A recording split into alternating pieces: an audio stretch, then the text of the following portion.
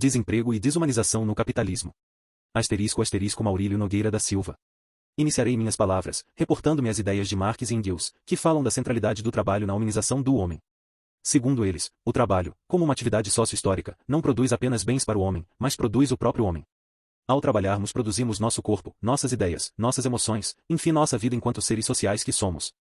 Em outras palavras, ao trabalharem os homens entram em relação não apenas com natureza ou com objetos e instrumentos materiais ou ideais. O trabalho nos põe em relação com a natureza e com a sociedade em sentido amplo, onde está contida a prática humana acumulada historicamente. E é desse modo que nos desenvolvemos como homens. Ter um trabalho é, portanto, uma questão vital para o homem, para a construção de sua identidade como sujeito histórico e como cidadão inserido na construção do mundo.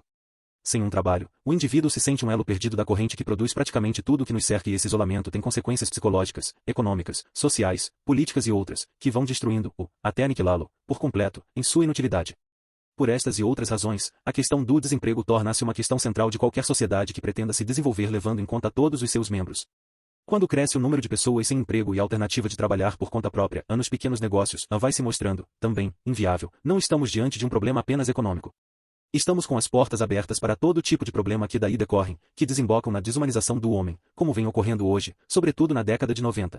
O desemprego tem sido, cada vez mais, o grande pesadelo no mundo de hoje, especialmente com a chegada do neoliberalismo e da globalização, com sua política de exclusão e mais empobrecimento dos países que já vêm sendo penalizados há anos. Em L994, a taxa de desempregados chegou a L0% da população economicamente ativa da Alemanha, L3% dos Estados Unidos, 20% na Europa Unificada e 8,5% da OCDE, Organização para a Cooperação e o Desenvolvimento Econômico, que reúne os 24 países mais industrializados do planeta. Sabemos que vários fatores provocam este fenômeno. Em primeiro lugar, o mundo está cada vez mais globalizado financeiramente, com altas taxas de juros e facilidades para o capital girar o planeta, conseguindo lucros muito superiores aos alcançados na produção. Por outro lado, o desenvolvimento tecnocientífico e as novas formas de organização do trabalho aumentam sua produtividade, requerendo menos empregados na produção, gerando a eliminação de postos de trabalho e o desemprego estrutural ou tecnológico, que é diferente do desemprego conjuntural ou ocasional, mais facilmente recuperável. No Brasil, como participante do projeto neoliberal, a situação não é diferente. O desemprego é a principal preocupação da população, como revelam as pesquisas recentes. Só na Grande São Paulo, o desemprego atinge mais de 1 milhão de pessoas e estima-se que existem em todo o Brasil cerca de 10 milhões de desempregados. Segundo dados levantados pela Fiesp, Ministério do Trabalho e Sindicato da Construção Civil, somente em São Paulo foram afastados da indústria nos últimos 5 anos 693 mil operários, 24% do total, e 80 mil bancários em todo o país, 23% do total. A política econômica administrada pelo atual governo é altamente recessiva, impedindo investimentos na indústria e na agricultura que garantam pleno emprego, ou, pelo menos a redução gradativa do desemprego. Este quadro é o que se chama de desemprego estrutural e que só pode ser revertido com uma nova política que incentive o desenvolvimento da economia nacional e reduza os impactos do desemprego causado pelo avanço tecnológico, tal como é administrado pelo capitalismo. Além do grave problema da perda de empregos pelos adultos, temos cada vez mais a questão da falta de novos empregos para os jovens. Em nosso país, os jovens constituem uma importante força potencial de trabalho que, em sua grande maioria, não se inseriram no mercado de trabalho ou conseguiram algum êxito na obtenção de uma ocupação. Em nosso país, os jovens constituem uma importante força de trabalho. Cerca de 50% da juventude trabalha, em sua grande maioria em condições precárias e com salários reduzidos. Além disso, a exploração do trabalho infantil cresce a cada ano. Segundo o IBGE, 7,5 milhões de brasileiros entre L0 e L7 anos trabalham. Isso representa LL, 6% da força de trabalho do país, e 3,5 milhões deles têm menos de L4 anos, o que é inconstitucional. Trata-se de trabalhadores menos organizados e com salários menores, 70% deles recebem em média meio salário mínimo. Segundo pesquisa de emprego e desemprego da Fundação SEAD do DIESE, em L985, 9,8% da população economicamente ativa da Grande São Paulo estava desempregada. Em L994 essa taxa subiu para L2, 6%. No mesmo período a taxa de desemprego cresceu de 35,3% para 39,4% entre as crianças de L0 a L4 anos, de 24% para 34,2% entre os jovens de L5 a L7 anos e de L3, 3% para L7, 7% entre os de L8 a 24 anos. São 8 milhões de jovens por ano que completam a idade legal para trabalhar e que não conseguem se empregar. No Brasil 250 mil universitários concluem seu curso a cada ano e não conseguem emprego ou vão trabalhar precariamente em outras atividades desvinculadas de sua formação acadêmica. Os que conseguem emprego enfrentam toda forma de exploração. Segundo o IBGE, 90% dos jovens de L0 a L4 anos que trabalham e 70% dos de L5 a L9 anos não têm a carteira de trabalho assinada e, portanto, não têm seus direitos trabalhistas reconhecidos. O desemprego vem crescendo muito, sobretudo, após a abertura indiscriminada da economia brasileira ao exterior, inaugurada com o presidente Collor. Desde 1990 o mercado de trabalho no país perdeu 2,44 milhões de empregos. Só a agricultura perdeu, neste período, 8,262 empregos. As estatais privatizadas desde L99 fecharam 39,6 mil vagas, 33% dos seus L2L.000 empregos. Uma sondagem feita pela Fiesp, em L995, constatou que 45% dos homens de negócios consultados esperavam aumentar a produtividade de seus empreendimentos sem novas contratações, contra 5% que intencionavam criar novos empregos.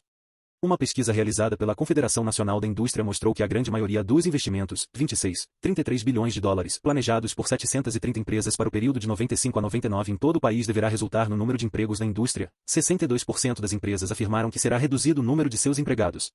Tanto dados do IBGE quanto dados não oficiais do DIEESE mostram que o nível de desemprego se elevou nos últimos anos. Durante a década de 90 foram abertos, anualmente, no Brasil 982,8 mil postos de trabalho para atender a um contingente de apenas 1.490,5 mil pessoas ativas a cada ano. Essa diferença mostra um aumento de desemprego, em média, de 507,7 mil pessoas durante os anos 90. Para 11,9 milhões de pessoas que ingressaram no mercado de trabalho, no Brasil, entre 1990 a 1997, 7,9 milhões de pessoas encontram algum posto de trabalho, enquanto 4,0 milhões de pessoas foram submetidas à situação de desemprego, segundo dados da Fundação IBGE. Isto mostra que apenas 2/3 dos que se inseriram no mercado de trabalho conseguiram algum êxito na obtenção de alguma ocupação. Muitas são as consequências negativas desse quadro, e que se agravarão se ela for mantida. O alto nível de desemprego aumenta as despesas dos programas sociais dos governos, mas diminui as receitas capazes de atendê-los, já que reduz também os impostos pagos. Por outro lado, desperdiça os talentos dos trabalhadores e o capital humano dos economistas, aumenta a disparidade de renda, diminui o senso de alto valor do povo e cria ressentimentos que explodem no racismo contra os imigrantes, além de ser fonte de instabilidade social. Uma questão já antiga é o crescimento do setor de serviços, paralelamente ao declínio da oferta de empregos primário e secundário, isto é, na agricultura e na indústria. Hoje, 2/3 ou mais dos empregos nos Estados Unidos, Europa e Japão estão no setor de serviços, e seu número aumenta. Ao mesmo tempo crescem como nunca os empregos de meio período, ou o número de pessoas que trabalham por conta própria. Esta situação é a de milhões de trabalhadores, que além do emprego precário ficam também sem os benefícios de saúde e seguridade social oferecidos aos que têm empregos de tempo integral. Hoje, a categoria serviços dos países ricos se assemelha cada vez mais ao terciário inchado que, há décadas caracteriza os países pobres, com a mesma diferenciação entre os serviços altamente remunerados, englobados na mesma categoria onde está o subemprego. Muitos dos empregados nesse setor, criados nos últimos 20 anos, foram para trabalhadores de baixa habilitação e baixos salários, como os chamados McJobs, vendedores de bugigangas, empregos na área de alimentos, porteiros ou zeladores. Esse tipo de trabalho não pode ser confundido com a faixa nobre da categoria serviços, os altos executivos das instituições financeiras, os programadores de computadores, entre outros, ou profissionais altamente qualificados, com salários muitas vezes astronômicos. Abrar Asa, analista de mercado de trabalho das OCDE, diz que essa tendência vai se acentuar nas próximas décadas e as habilidades de terceiro mundo receberão salários de terceiro mundo, ainda que em países de primeiro mundo. Os efeitos dessa situação são um sinal de uma profunda transformação nas economias industrializadas, tal como não se via há mais de 100 anos.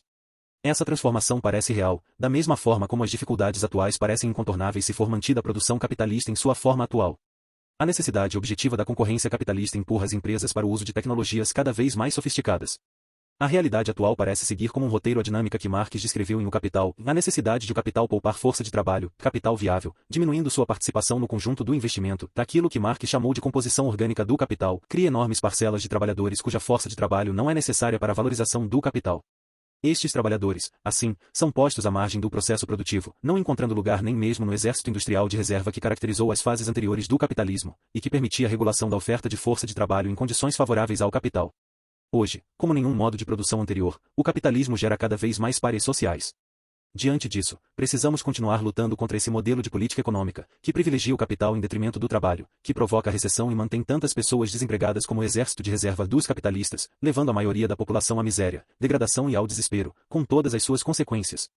A situação atual pode nos levar a dois posicionamentos a respeito do nosso futuro: nos acomodarmos aceitando esse quadro de barbárie crescente como sendo o fim da história, ou prosseguirmos acreditando que o sonho não acabou e que, apesar da perda de alguns experimentos onde se procurava criar uma sociedade mais igualitária e justa, temos que insistir na construção dessa sociedade e denunciar, com competência, a falácia da superioridade do capitalismo em relação a outros modelos de sociedade. Mais do que nunca, é preciso acreditar que este quadro, com suas contradições, acabará nos fortalecendo na direção da construção de uma nova ordem social, onde todos tenham oportunidade de trabalhar, de estudar, de ter saúde, habitação e demais condições objetivas que fazem de todos os homens sujeitos dignos e respeitados.